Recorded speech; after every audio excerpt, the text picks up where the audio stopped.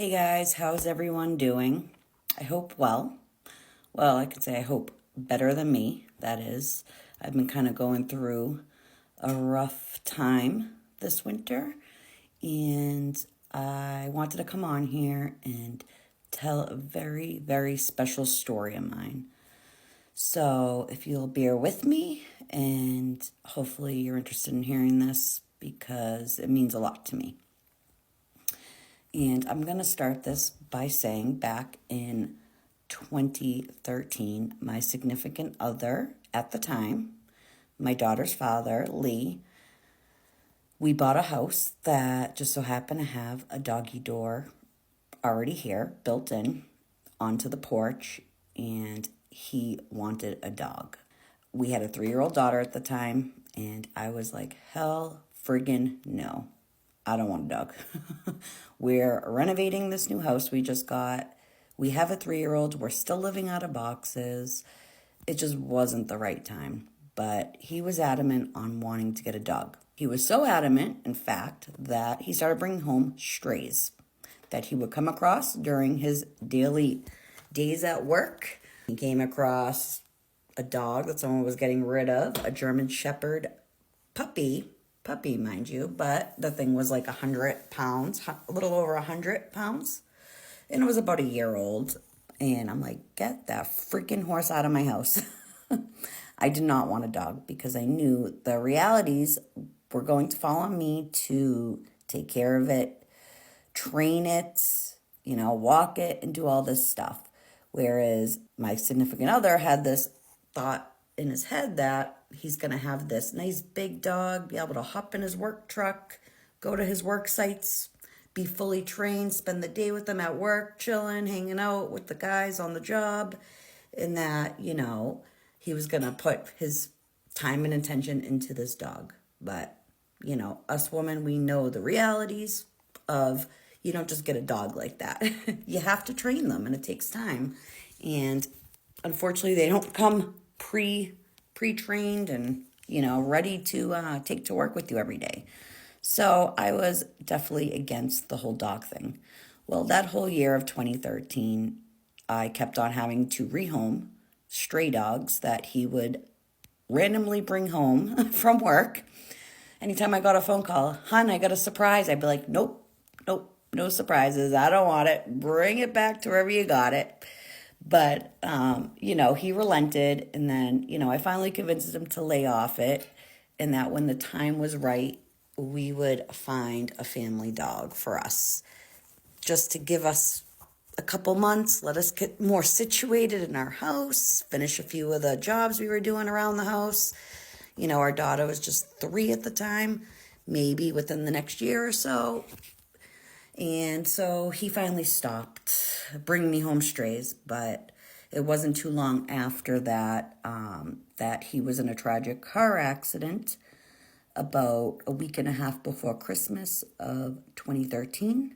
Him and his little brother both passed away in a tragic car accident. And I was left with a house that we're in the middle of fixing up and our 3-year-old daughter. And in the darkest place I think I will ever be in my life.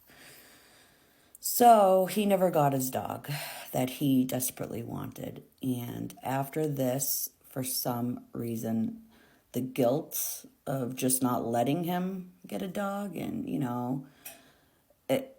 everything changes after you lose somebody so close and somebody you love. Everything. You second guess and question every decision you made up until that point. Your entire being is completely changed.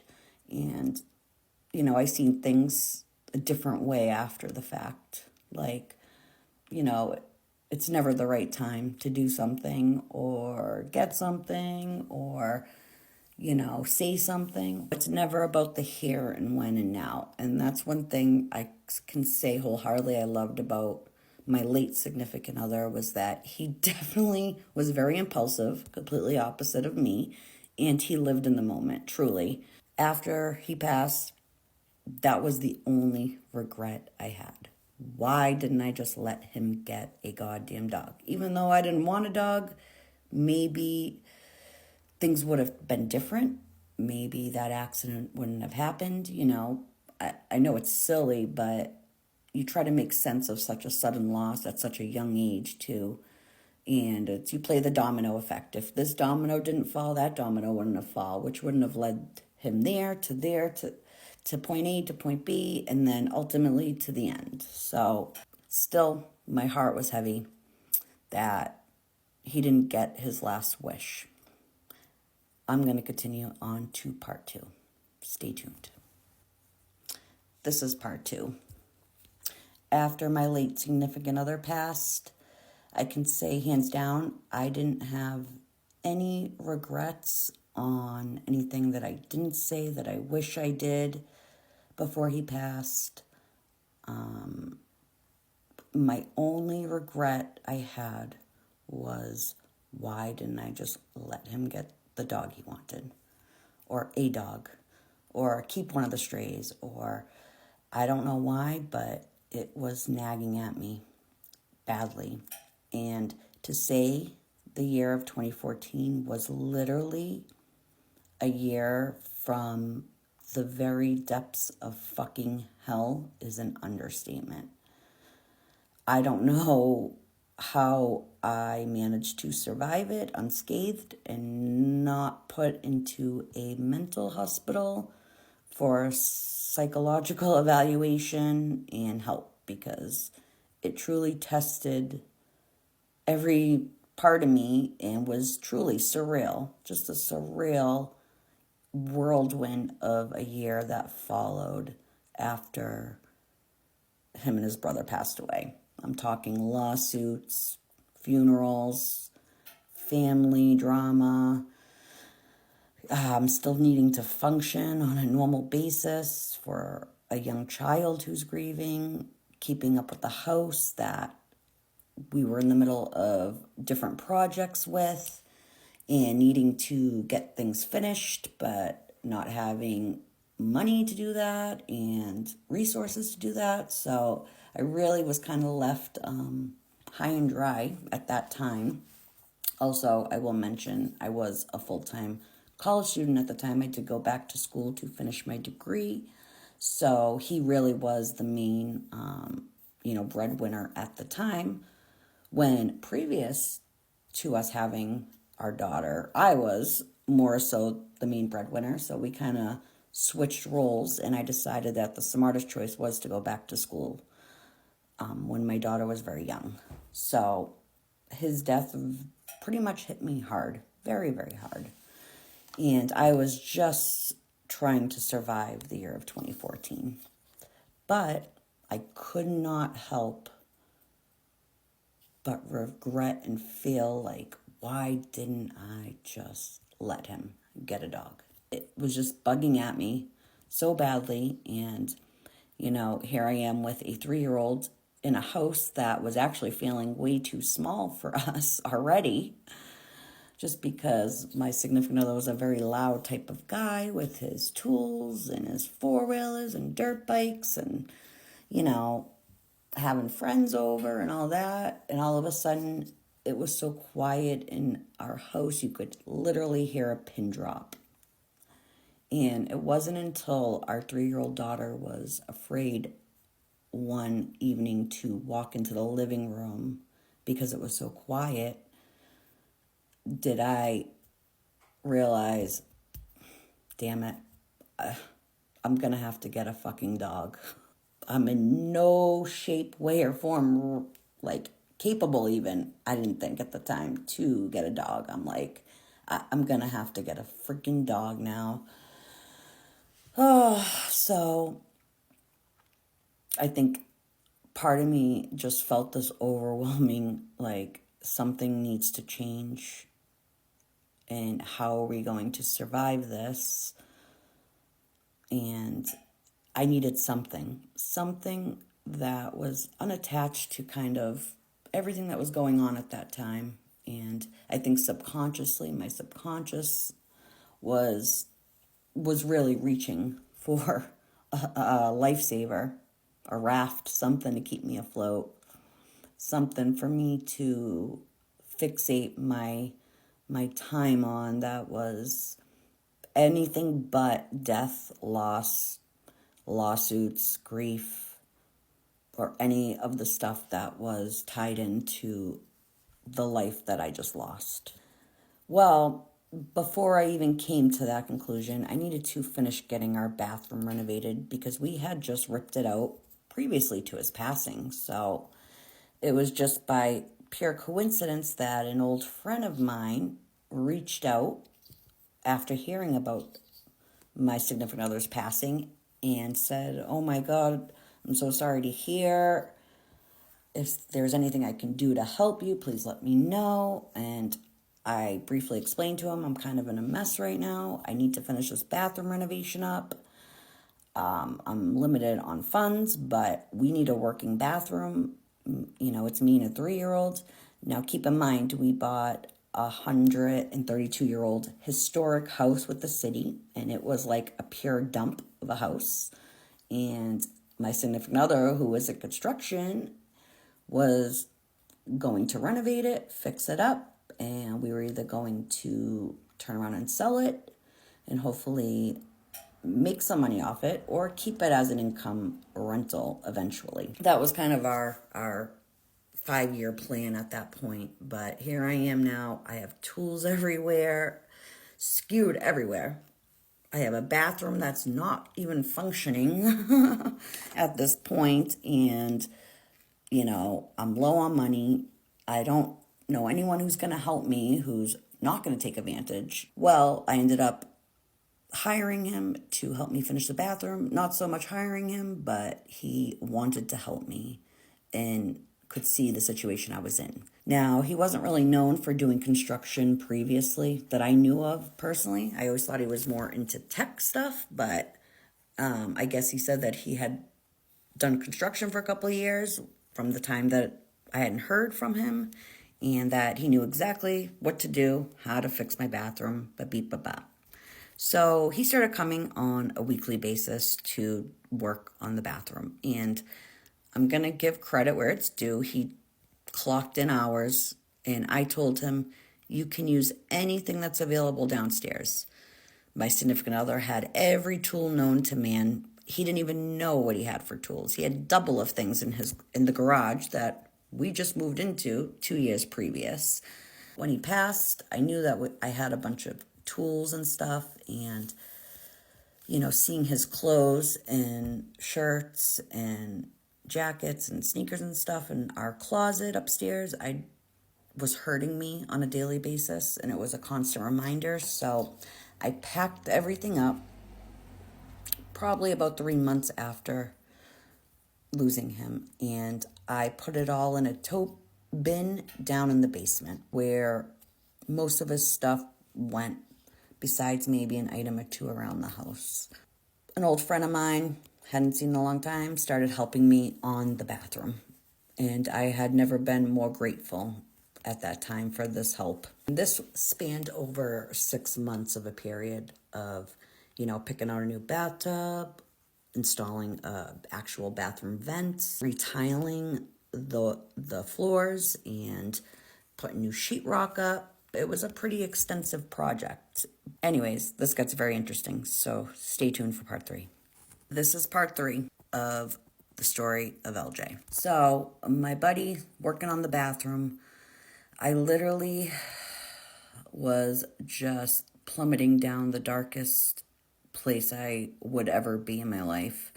I started drinking, and I was never a drinker. Still to this day, I don't drink. I never liked it, but I was desperate to feel something again. I just felt so dead and numb inside, like I was just going through the motions.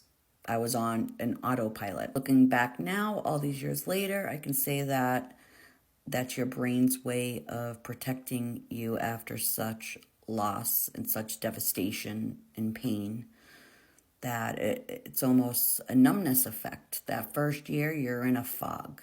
It's a fog-like state. But during that fog-like state, even though I had this guy here working on my bathroom, all I could think about was, I have to get a fucking dog. I have to. I can't let it go. Why didn't I just let him get the goddamn dog? So I started thinking, I'm like, this is about to be really bad. If I'm going to get a dog, I have a young 3-year-old. I'm alone in a house now so it's going to be a large dog. But it has to be one that I can easily train, and I've never trained a dog in my life. So it needs to be a dog that I can take around with us since we are usually on the go as it is, and that will be friendly with other people and animals. And basically, I need the perfect dog, basically. This is what I was thinking in my head. Not having experienced having a lot of dogs throughout my lifetime, besides one mini hot dog, mini dachshund, that's about it. So I was new to this process and I started my search. I want to say I started my search for a dog around, let's see, I want to say April or May of 2014. And this was when I'll give him a name. I won't use a real name. Let's say Brad was working on my bathroom here. We'll use Brad. That's close, kind of. So even though I should be outing his name, but I'm not going to for his sake. Anyways, we'll get there. All I could see for months in front of me was, I need to get a dog. And then it dawned on me, I need to get a dog by the 1-year anniversary, at least by Christmas of 2014, because that will mark 1 year since my significant other and his little brother have been gone. Also, let me pause. His little brother, who he had just fairly recently reconnected with after a long time apart, had lived with us briefly throughout that time period. So it really was like losing 2 people out of my household, not just my significant other. And there was a big age gap, 28 and 18 years old when they passed. So very sad, horrible situation all around. Started looking for a dog. Didn't realize that people are serious about their breeds. And if you're going to go through a breeder, there's usually going to be a long waiting list, especially if you're looking for a dog around the Christmas season. I had no idea. I've never bought a dog from a breeder, so I started searching the AKC registered list. Literally, I made thousands of phone calls. From here, I live in Massachusetts, down to Rhode Island, Connecticut, New Hampshire, Maine. I'm talking, we were going far, looking for a puppy that I could put a deposit on in time for the Christmas season. And again, I started this probably roughly in May of 2014. Every single breeder that I spoke with said, I'm sorry, ma'am, there's a year waiting list. If you want to put down your $250 non-refundable deposit, we can hold you one out of the next litter. And it was just absurd to me. I just couldn't even believe it. A year waiting list. I swear, every person I called, I'm sorry, we took all deposit. I'm like, it's May, it's June, it's July. This went on for months. Months. I could not, for the life of me, and I kind of missed a whole point here. I had in my head, I don't know why, when I pictured the world's best dog, easy to train, friendly with people, I think of the dog from like Full House, the dog Comet, the golden retriever. When you think of the best dog breed, what dog breed do you really think of? I mean, golden retrievers are up there. They're probably in the top 1 or 2 for best dog breeds. That's easy to train, friendly with everybody. So for some reason, I just had this in my head that it was going to be a golden retriever that I was going to get. Also, subconsciously, my significant other, he never had a dog except for briefly in his childhood, and it was a lab golden mix. So I think subconsciously in my brain, that's why I was seeing a golden retriever. Even though I had never been around a golden retriever, I had never had a golden retriever, I didn't know anyone. I didn't even know anyone with a golden retriever. I just knew that I have to get a golden retriever. Like, there's no other choice. So that year, I saved up all my money that I could, knowing that getting a puppy from a breeder was going to be pricey, pricey, pricey. And as a newly single mother who is literally struggling just to breathe and survive, that it was going to be tough. Also, I'm still having my bathroom worked on and trying to pay him what I could. And while getting the supplies, I told him, if you need to borrow tools for your own jobs, like, I appreciated so much what he was doing for me that I said, just let me know if you're going to take a tool home, because he might not have had a certain tool and he was working on other jobs that I don't mind. Just let me know if you're going to take something. But go ahead, help yourself, because there's so many tools down there and things in the garage that I don't even know half of it. So I was grateful for everything he was doing. But he knew I was not in any mind. I was drinking, I was calling. I literally sat on my computer day in and day out, calling different breeders, trying to find a golden retriever. That was all for nothing because the months went on and my depression got worse. The place I was in got worse. The darkness, it got darker. My drinking got more, even though I was feeling absolutely nothing. It's true. Your mental state controls everything. What I was drinking, not being a drinker, should have left me on the floor, unable to move. I couldn't find a dog. Everyone told me to call back after the new year. It was pretty devastating, to say the least. I felt like I was hanging on by a rope. I needed this to happen for me and my daughter. Stay tuned for part 3, 4. Stay tuned. Part 4. Brad, the guy working on my bathroom, finished up as much as he could, but I needed to still buy some supplies, and he had to finish a few things to do with, like, my drain and something else. I think the vent in the bathroom. But knowing that I was low on money and the holiday season, Thanksgiving was fast approaching, that he was busy with other jobs, so he agreed that he would come back after the new year to give him a call when I could get my hands on those parts, and that way he could finish. We said our goodbyes, and I actually felt bad because I had been so spaced out, so out of it, not paying any attention, not really even caring about the bathroom at that point because of the place, the dark place I was in. Poor guy witnessed this obsession with, I need to get a dog. I have to find a freaking golden retriever puppy by Christmas. Like, I have to make this happen. It became do or die for me. I don't know why, but it did.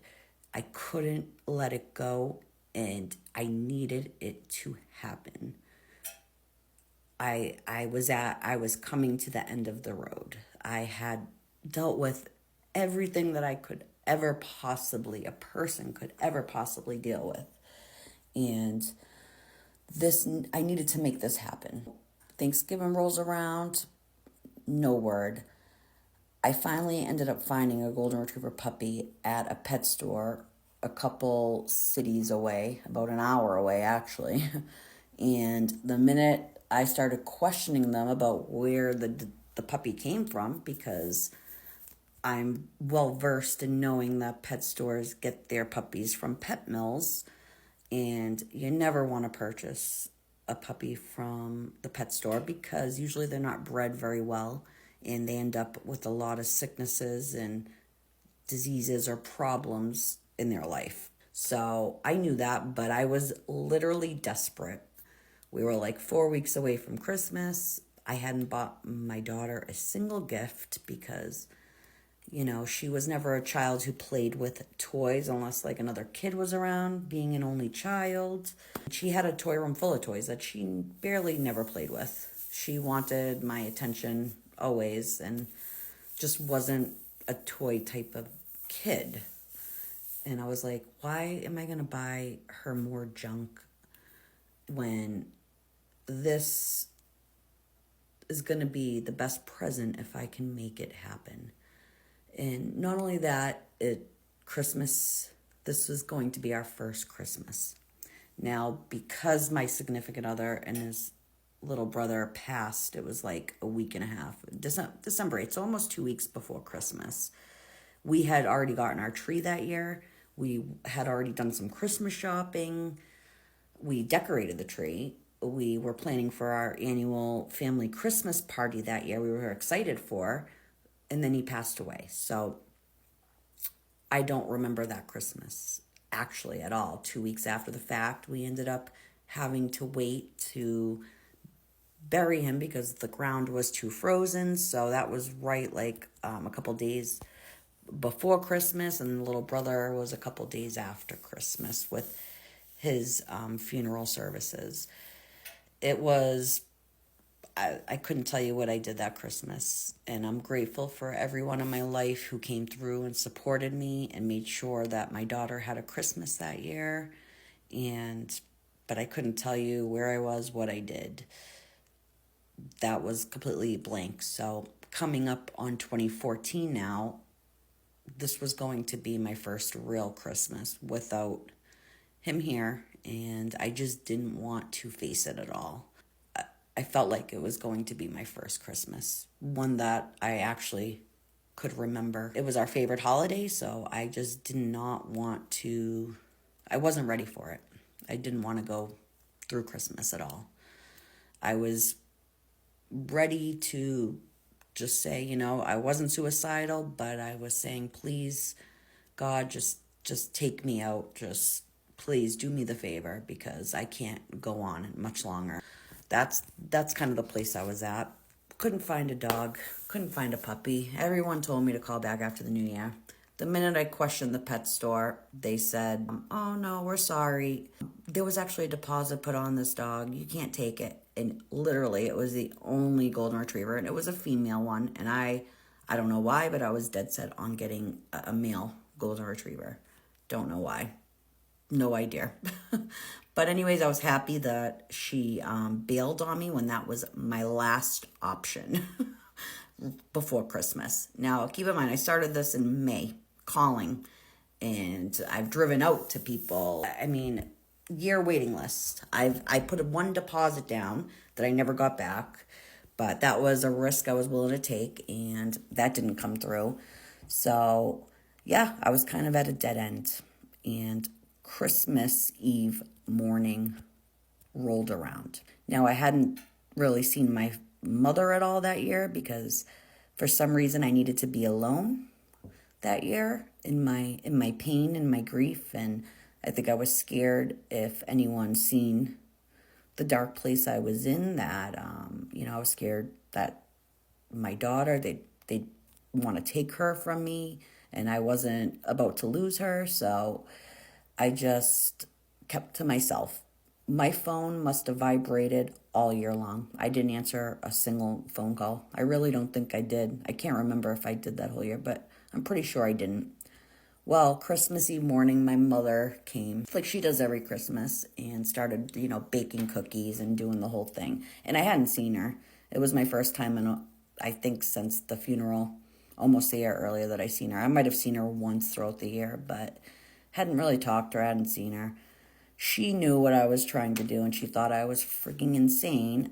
And she tried to talk me out of it about trying to get a dog, because she's like, you got enough on your plate. What are you thinking? Like, basically calling me crazy. And I'm like, yeah, Mom, yeah, I'm pretty past the point of crazy at this point. I'm, in the dark fucking depths of hell. So just let me get the fucking dog, basically. So anyways, I ended up leaving my daughter Christmas Eve morning with my mother. I went to Kmart because I was like, oh my God, I am the worst mother in the world. I have to at least buy my kid a gift. All the money, I think I had $1,000 to my name, was saving for a freaking puppy that I knew was going to cost in the thousands, because going through a breeder usually costs in the thousands. So I literally was maybe 2 bottles deep, drinking hard liquor out of a bottle, man, at 8 a.m. in the morning. It wasn't good. I literally became a full-blown alcoholic, and I hate alcohol. Like, I don't know what I was thinking. I wasn't thinking, I wasn't feeling, I was dead inside, dead to the world. And being a very bubbly and outgoing person that I normally am, this year was the hardest year of my life to feel so empty and dead inside. So I headed to Kmart that morning. I'm like, I gotta buy my kid a gift. One gift at least. I'm the worst mother ever. I could not pull this off. I was drinking. I was like, please, I don't even want to go through with this holiday. I was at the end, but at least let me get my kid one gift. Anyways, stay tuned. This is getting good. Part 5. If you're still with me, anyways. Hopefully you are. So I'm driving to Kmart, and I shouldn't have been driving at all because I was 2 bottles in already at like 8:30 in the morning. I go to Kmart, and it is a friggin' zoo. Now, this is Christmas Eve morning of 2014. Christmas Eve day, as a shopper, you only have a few hours before all the stores start closing for the holiday. It's basically a free-for-all. Stores are like a zoo, everyone trying to get their last-minute gifts in. And here I am just feeling like I am in slow motion, fog, just moving with whatever direction I'm going in. So I'm in Kmart. I'm grabbing whatever's left on the shelves. I remember walking in and seeing a cop in the front door. That's how crazy it was, like a zoo, with just people grabbing whatever was left on shelves. I just remember it being very chaotic from my memory. And I remember walking, I had all the cash on me that I was saving for a dog. That wasn't happening. And I was just thinking in my head, please, God, just take me out. I can't do it. I can't believe I couldn't make this happen for my kid. I can't believe this is my life. I can't believe this is the year that I had. I just need to be out of my misery. I can't feel anything. I feel dead inside. Please take me out. I do not want to go through Christmas. My mom can take care of my kid. She'll be okay. Please, begging with the universe to take me out of my misery. That wasn't happening, so I continued up and down the aisles at Kmart, tossing whatever thing I could find in junk. I don't even know what I was grabbing, or shower curtains, who knows. Bedspreads for a 4-year-old. I just was grabbing whatever was left, basically, which wasn't much. When I had stepped away from my carriage, I had my purse inside the carriage, my wallet inside my purse with the cash in it. When I stepped away to look at something on a shelf, all of a sudden someone came running around this aisle and boom, smashed right into me, knocked me over, literally knocked me the hell over.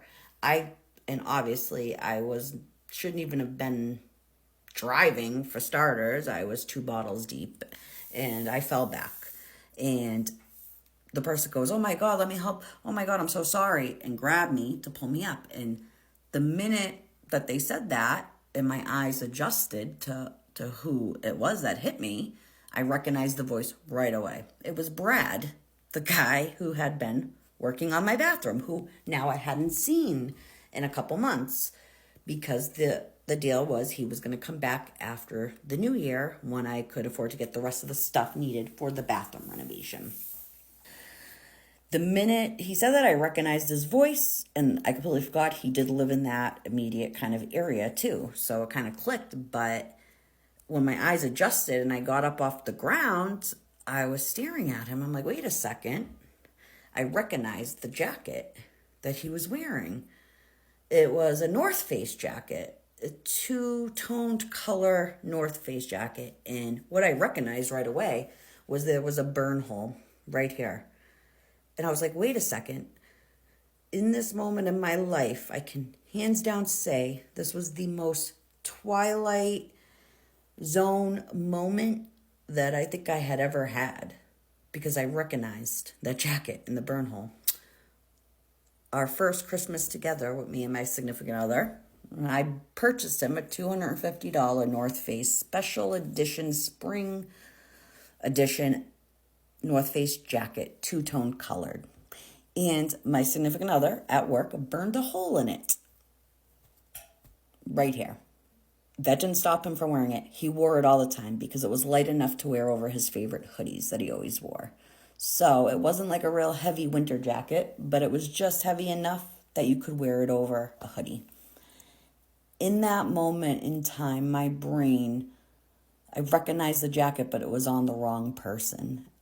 It was surreal. And I just stood there what felt like the longest minute of my life. Because I'm thinking in my head, did I lend him the jacket? Did I lend him my deceased significant other's jacket? Why the fuck would I lend him a jacket? I couldn't even part with an article of clothing at the time to his own sister. Never mind a complete and utter stranger in that terms. Even though he knew my significant other very briefly from years previous, we weren't friends like that. Part 6. So he was looking at me and noticed that I noticed the jacket he had on. And I swear to God on everything I love, the guy who I've had in my house for months doing work on, who had become a friend of mine at that point, literally ran away from me in the toy aisle in Kmart on Christmas Eve morning of 2014. He ran away from me and I stood there dumbfounded, so confused. I didn't know what was going on. And it took me, I don't even know how long, of standing there and saying, why? What the fuck just happened? It dawned on me. That motherfucker robbed me. He's wearing a dead man's jacket. He stole the jacket out of the bin down in the basement where I just so happened to keep tools that I was kind enough to let him borrow if he needed. In that moment in time, it was a whole year full of pain and hurt and grief and devastation and lawsuits and funerals and family drama. Everything came bubbling up to the surface. I was seeing rage red. How dare this motherfucker take advantage and steal something from my house? The rage I felt in this moment was all surpassed. And I will say, it was more rage than I've ever felt in my life. And I knew that it wasn't all from just this moment, but it just came out and full-fledged. It was just a year just bubbling of deadness inside. And almost it was a relief to feel something after a long friggin' year. And I literally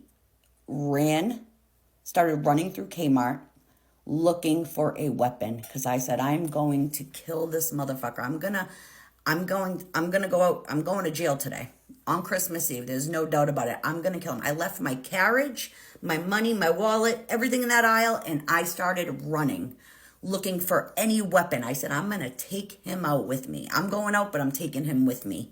How dare this guy steal from me? I found a baseball bat, plastic, by the way. I was shaking. I was crying. I was having a mental, literally breakdown. I was already at the end of my road that Christmas Eve morning. Everything was just wrong. Everything felt wrong in the universe. Honestly, I felt like I had nothing left to lose in my life. And I'm going to take this motherfucker out. I was furious, running around Kmart. I'm like, that cop at the front, I'm gonna end up getting taken out. I must have looked insane, guys. I literally was having a mental breakdown. I knew that he had ran out that front door and left that Kmart, but I knew where he lived, and I was going to his apartment from that Kmart. He was going out in a stretcher. That's how angry I was and wanted an explanation on why the fuck he was wearing my dead significant other's jacket. I started running up and down aisles looking for him, screaming out, Brad, Brad, where the fuck are you? Screaming, crying. Now, during this time, like I said, I didn't answer my phone for that whole year. I didn't talk to anybody. It just was vibrating nonstop. Well, I always had it in my back pocket. And of course, that whole time I was in Kmart that morning, it was vibrating. Probably because my mother, she never stops calling me. If you have a mother like that, I feel bad for you because it is quite annoying. I was like, oh my God, I gotta let my mother know that I'm going to jail. She's gonna have to bail me out. I don't know why, but that's all I could think in my head was, I'm gonna have to let her know that I'm about to go to jail for murder because this is serious. Like, I'm full-fledged in a rage. I'm going to kill this motherfucker. My phone was vibrating in my back pocket, and I don't know what made me stop. Now, I don't even know where my carriage is, my money, my wallet. I have a plastic bat ready to friggin' kill this guy in Kmart. I already knew he was long gone. I had made it up and down a few different aisles. Something made me grab my phone out of my back pocket, and it was on. I must have hit the button by accident. That happens often. And someone's going, hello, hello, hello. And I'm like, hello, mom, I need to talk to you. She's like, no. She's like, no, this isn't your mom. She's like, is this Tara? And I'm like, yeah, who's this? And I swear to God, in this moment, something just felt bigger than myself. In this moment, it stopped me dead in my tracks because it wasn't my mother. She's like, hi. She's like, this is Pamela Tamalo. She's like, are you Tara? And I'm like, yeah, I'm Tara. What can I help you with? She's like, you called me about 6 months ago regarding the Golden Retriever puppies. And she's like, your story broke me and my husband's heart. And I just wanted to give you a call and wish you a Merry Christmas this year because I know it's going to be hard for you. Let me interject something real quick. I tried to use my story and explain to these breeders that I was contacting, this needs to happen. This is what has happened to me this year. I need to make this happen for my kid. And, I thought for sure, knowing my story, that they'd be more willing to help me out. But like I said, I went months and everyone told me to call back after the new year. There's a year waiting list. And especially for Christmas puppies. That's if they even have a litter for Christmas. Well, this woman literally called me. I didn't even remember who she was on the list because I had called so many different breeders. She's like, your story broke me and my husband's hearts and we wanted to help you out. We were going to give you first pick come the new year when our dog had another litter of golden puppies. She's like, we were planning on giving you first pick. I've saved your number for 6 months now. She's like, I am calling. She's like, I'm calling to let you know that our dog had 17 puppies in one litter for our Christmas puppies. And my husband takes the deposits from the people who want the puppies and he color codes collars to each puppy. So each puppy has their own color and it's marked down in a book with the deposit taken and the color next to the person's name. She's like, well, I'm calling to let you know that he miscalculated the deposits that he took. And we actually have one male Golden Retriever puppy available. And we want you to come pick him up for Christmas today.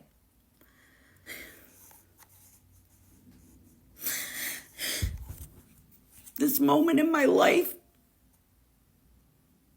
was so surreal that I couldn't even believe what I was hearing on the line. If this woman knew that I had a bat in my hand and was having a mental breakdown in Kmart, she wasn't going to give me a dog. I was having such a moment. And I said, okay, text me the address, I'll be there. And sure as hell, it turned out to be one of the breeders who actually, there was only 3 breeders, registered Golden Retriever breeders in my state of Massachusetts. And she just so happened to be one of them.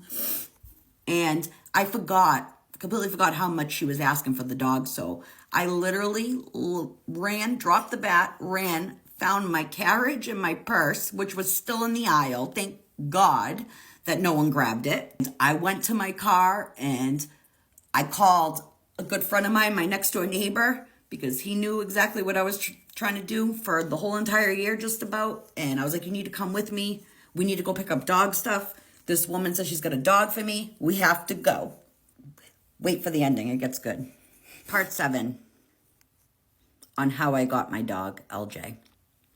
So I pick up my next door neighbor, Bobby, and we fly to Petco. And I was like, oh my God, I don't even have anything for a dog because I haven't been able to find one. I had the money saved, a certain amount. I think I had like $1,000 or something around there.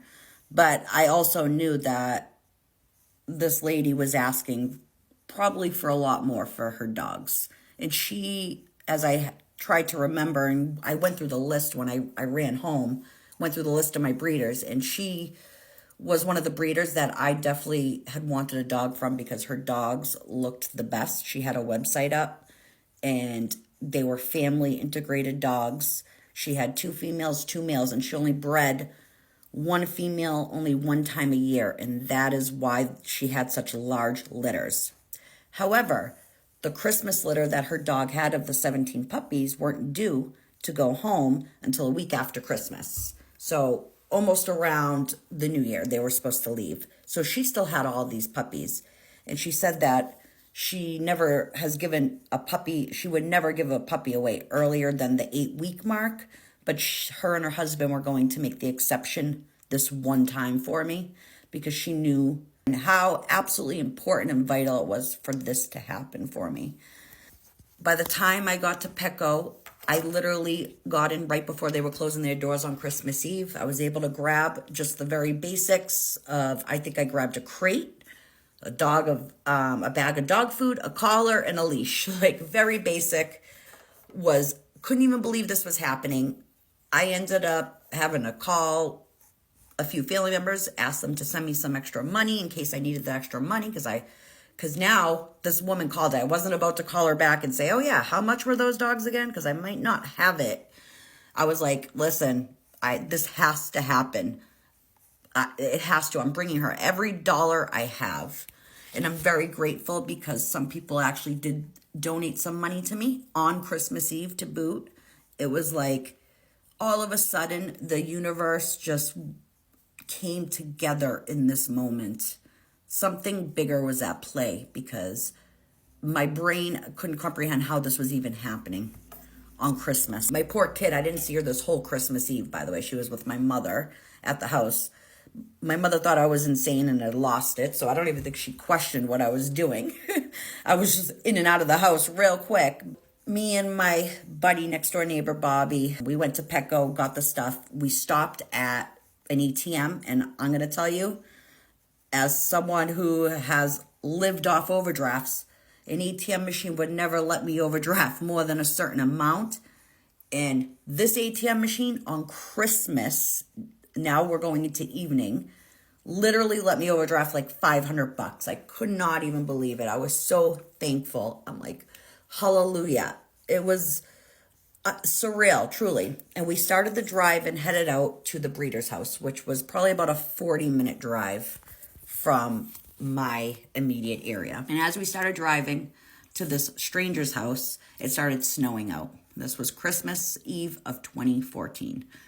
We're driving, and I just can't believe this is happening. We pull up to this dead-end street, and there's like a marsh at the end. And of course, this woman's house is located at the end of this dead-end street with this beautiful, like, snow-covered trees, and it's snowing, this beautiful, heavy, fluffy snow. And we couldn't really find a parking spot. There were so many cars on the street. And I could see when I pulled and finally found a spot to park, I could see she had tons of people inside her house. She was having a massive Christmas party. I walk up, and she and her husband walked out of their house and walked to their front gate and opened up the front gate for me and my buddy Bobby. She's like, come on, come out back. All the puppies are out back in the kennels. Right when she walked out, I handed the husband, I said, oh yeah, here. I handed them the wad of cash, praying that they weren't going to count it and be like, we were asking for a lot more than that. But I was like, please do not count that money, because I think there was only like $1,500 there, something around there. Safe to say 1,600, but as I vaguely remembered, I think she was asking for more like 2,500 for these puppies, since they were a mix. They were Irish cream colored Goldens. The mother was a dark golden and the father was all white. We walk out back. I can hear Christmas music playing. I can see in her bay windows in her living room all her family there, the Christmas tree.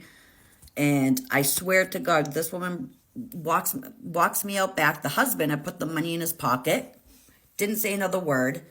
We're following them. They get to the kennel and they open up this kennel door, and 17 of the cutest, best looking puppies came all tumbling out that I have ever seen in my life.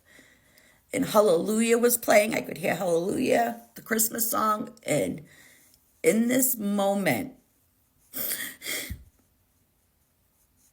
it was like a whole year of just deadness inside. I fell to the ground and I had 17 puppies just jumping and licking me and all over me, and I couldn't even stop it. I just cried. I just was on the wet, snow-covered ground with snow all over me. And I was crying so hard. My neighbor, Bobby, he started crying. And then the breeders, her and him, the wife and husband, they both were crying too. I was such a broken person at this time. And they said, that's the boy, that's your boy in the back. He's the biggest one out of all of them. And we had him marked as taken first, because usually people want the big ones or the larger. Usually they don't want the runt of the litter. They want the big one. And LJ, my boy, he was the last one to come tumbling out. And in this moment in my life, I just knew that my significant other, the universe came together to make this happen for me and my daughter. And I named him LJ because it's my significant other's initials. And we said if we ever had a son, it would have been a junior. So it would have been Lee Jr., LJ. Had my significant other known that, that I ended up getting a dog who ended up becoming a horse. LJ, at his highest weight, was 103 pounds. And I brought him home that night. Oh, let me back up. So both the breeders, they said, we've never cried giving away a dog before. And I just think they knew this woman is just so broken, And the moment was so surreal. And it was the first time in a year I had felt any type of happiness or joy or just love. And something just felt like this was what I needed to heal a part of me. And the husband was crying so hard. As we were going to go walk, we took LJ, and as we were walking back out to the front, he said, Tara, he's like, here you go. I hope you and your daughter have a Merry Christmas. And he handed me back all the wad of cash that I gave him. I don't even think he counted it. So LJ was for free. And he was truly a miracle. And he saved my life in so many ways.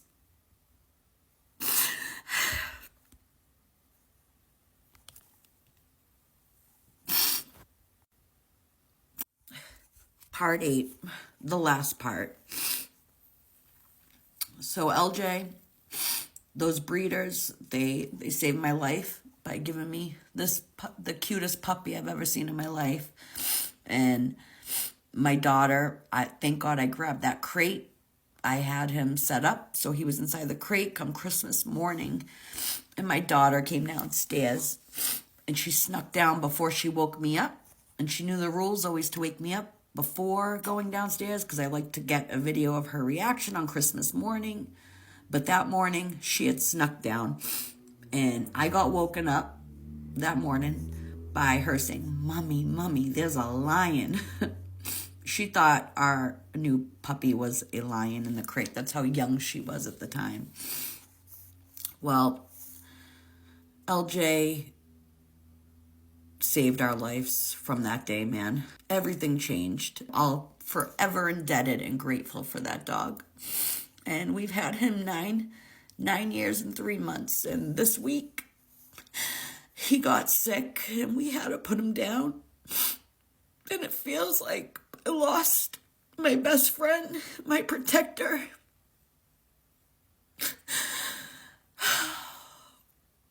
It's harder than I thought it was going to be. The house is empty now without him here.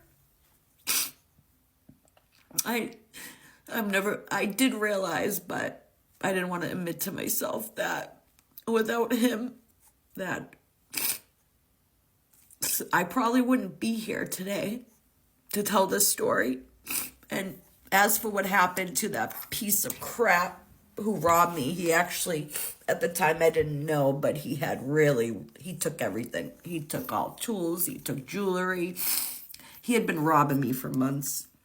And he completely messed up my bathroom renovation. He had no idea what he was doing, like he said he did.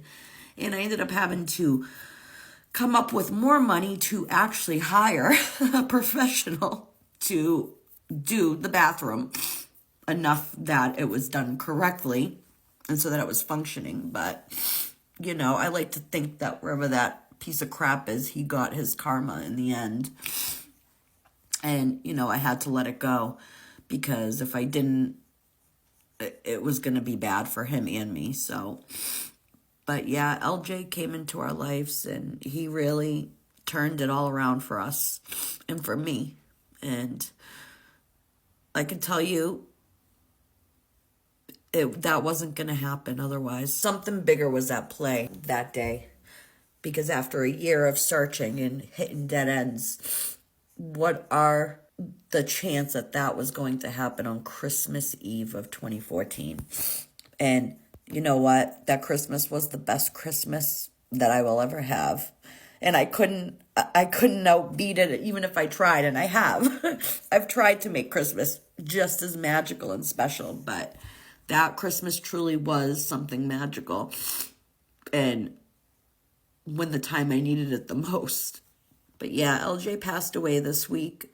He got sick very suddenly. He was his happy, energetic self up until his last week. And I'm so grateful that I was home with him and we got to spend time with him. And my daughter, she was on school vacation, so she got to have her last times with him too. And it hurts like hell that he's not here anymore.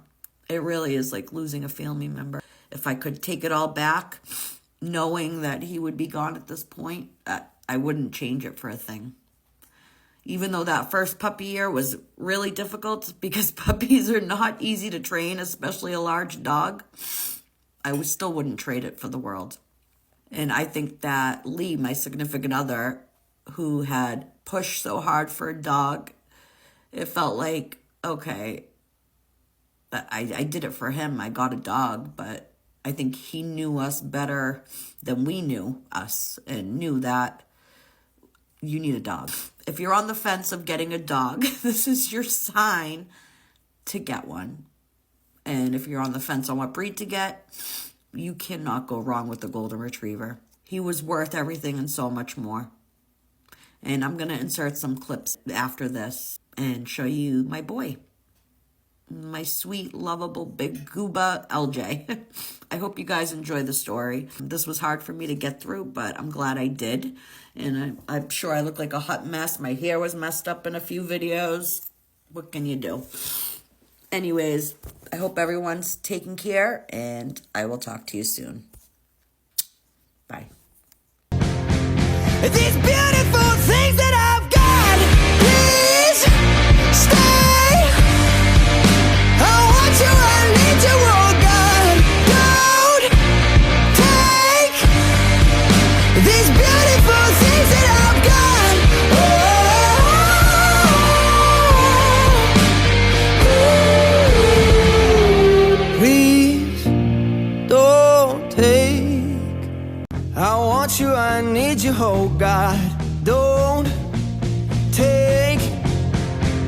these beautiful things that I've got.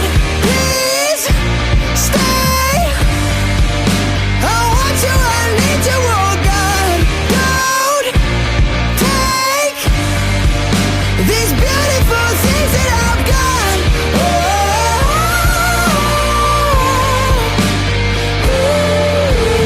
Oh, please don't take. I want you, I need you, oh God. Don't take these beautiful